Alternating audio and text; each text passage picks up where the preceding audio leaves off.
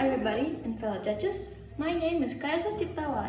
I am from Anak-anak Lentera, and today I'm going to deliver this speech about Pancasila student. And so, let's start. First of all, what exactly does Pancasila student mean? Well, turns out that Pancasila student is a project made to strengthen Pancasila values launched by the Minister of Education and Culture, with the target of students in Indonesia. So now you may be thinking, why is this project that is to strengthen Pancasila values and now being carried out in the Pancasila student program important? Well, it's because it is meant to be an optimal means of encouraging students to become lifelong learners, have character, and behave in accordance with the values of Pancasila. So, after all of that, I guess that Pancasila student is a project made to increase the sovereign independence and personality of students through the creation of itself. And now we know that that was also probably for the country's future education system.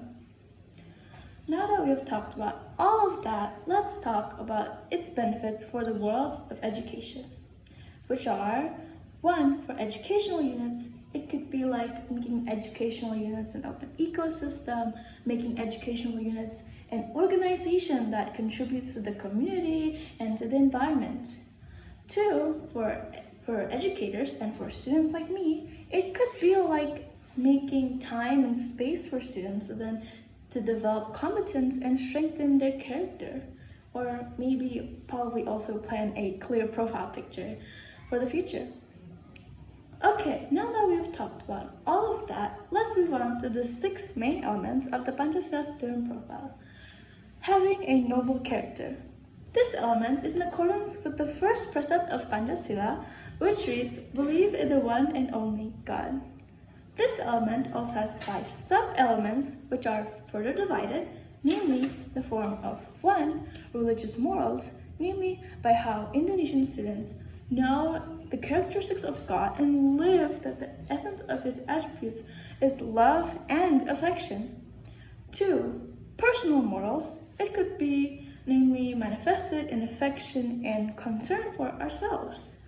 3, morals towards nature. It could be like realizing the importance of caring for the surrounding environment so that it will not damage or misuse the natural environment.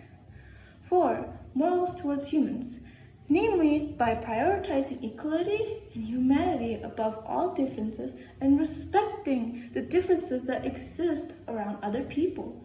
5, state morals, namely by understanding and fulfilling their rights, obligations, and roles as citizens. Global diversity. This element is in accordance with the national motto of Indonesia, namely Bhinneka Tunggal Ika, which means different but still one. In this element, students must maintain their ancestral culture as a national identity. And this element's key is 1, knowing and appreciating culture, intercultural communication skills, interacting with others, reflection on, and responsibility for diversity. Mutual cooperation.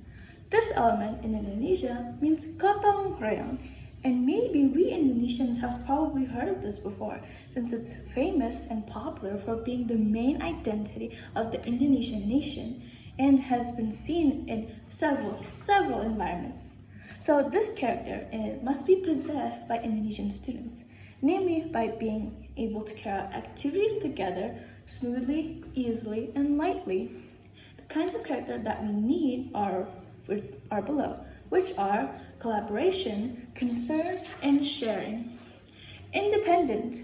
These elements mean that we as Indonesian students must be responsible for the process and learning outcome. Now, this element's key is 1, awareness of self and the situation that is being faced. 2, self-regulation. Critical reasoning.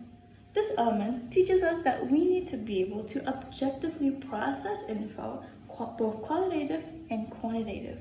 And we as Indonesian students must be able to build links between various information, analyze information, evaluate, then draw conclusions. This element also has 5 other sub-elements, which are obtaining and processing idea info, analyze and evaluate, reflecting and evaluating own thinking, then lastly, making decisions. Now we are on the last element, which is creative. These characters are applied in everyday life, and so that's why this has become an element. Creative is also said to be the ability to modify or produce something original, meaningful, useful, and has an impact on the matters concerned. And the keys that are in this element are generating original ideas and to produce original actions or works.